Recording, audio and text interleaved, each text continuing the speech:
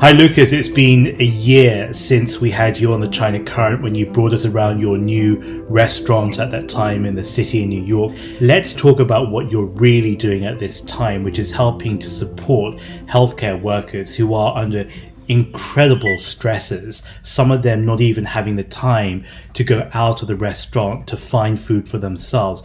And of course, there are all kinds of hygiene conditions around that as well. What are you doing? So we recently put together a program that we're calling a share a meal program. So the idea is that for the customer, if you'd like to donate a meal to the hospital, you can donate that meal through Junzi. So it's $10 for a meal. The good thing there is that you can pay for the meal, which means that I can pay my employees to make that food, and then we can deliver it to the hospital when they need it. So we're trying to work with hospitals directly to set up programs so that the hospital can themselves receive donations as well, and that the hospital can work directly with restaurants to provide meals. And the good news is we've been working with people like medical school students who now aren't going to school, but have close connections to hospitals, and they can perhaps deliver.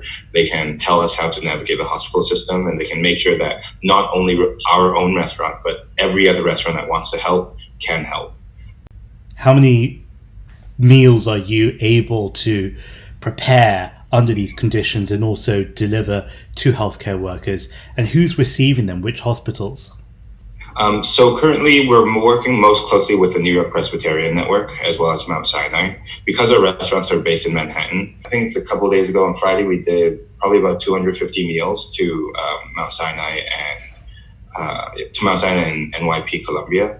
Our hope is also to be able to find a way to hit the outer boroughs, because one thing we've noticed is that hospitals are different from each other. Some hospitals are really well funded, others less. Some are really well organized, others less. We should be able to help restaurants like those, hospitals like those in Queens or Harlem, and not just the ones in Manhattan. Because put it this way, as you say, coronavirus, the COVID-19 sort of exposes a lot of the natural inequalities in our city.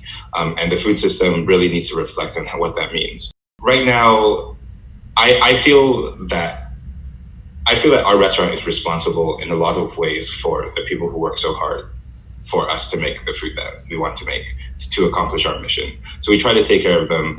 I want to finish like this.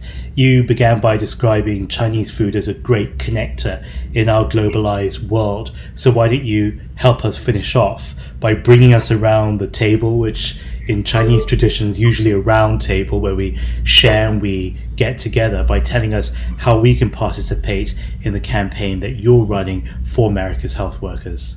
If you're in New York City, you can order from us. From Junzi.menu.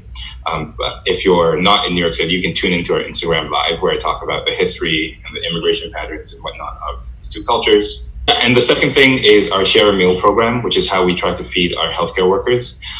You can find that at our website. Well, you should come to Junzi.kitchen, which is JUNZI.kitchen. And in there, you'll find the Share a Meal, distance dining, and all the other efforts we're doing. Lucas, it's fantastic speaking with you. We wish you luck.